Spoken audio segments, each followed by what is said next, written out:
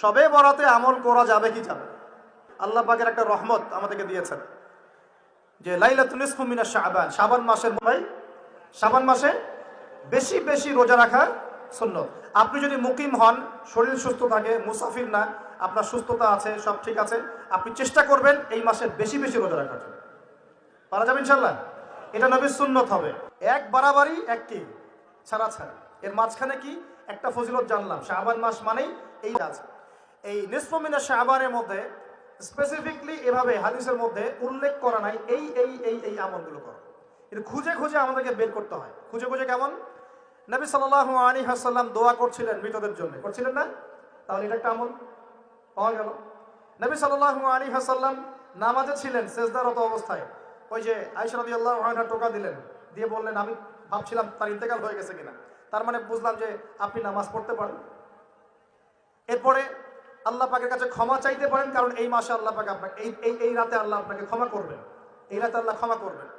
এখন এটাকে বলা হয় প্রশস্ততা। ব্যক্তিগতভাবে এখানে আপনাকে প্রশস্ত এখতিয়ার দেওয়া হয়েছে। ব্যক্তিগতভাবে আপনাকে আল্লাহ পাক তার রাসূলের মাধ্যমে এই শরীয়তে এই রাতের আমলের জন্য একটা প্রশস্ত এখতিয়ার দিয়েছেন।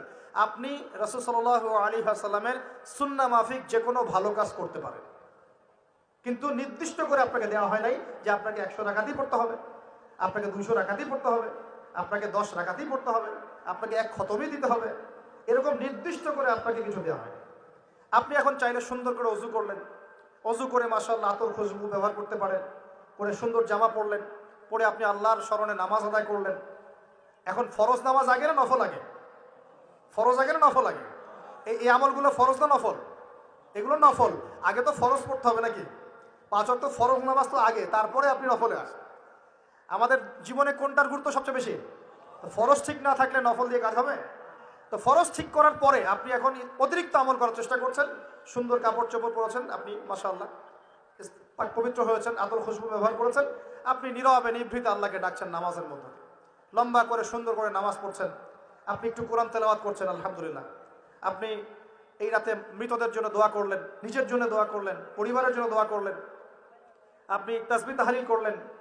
যদি আপনাকে আল্লাহ সামর্থ্য দেন, আপনি কিছু দান সাদাকা করেছেন, আপনি বিভিন্ন রকম ভালো কাজে আপনি নিজেকে মানে এঙ্গেজ রাখতে পারেন, নিজেকে বিভিন্ন ভালো কাজে আপনি নিজেকে সম্পৃক্ত রাখতে পারেন। এভাবে আপনি রাতটাকে একটা উৎসবের উৎসাহে পার করতে পারেন।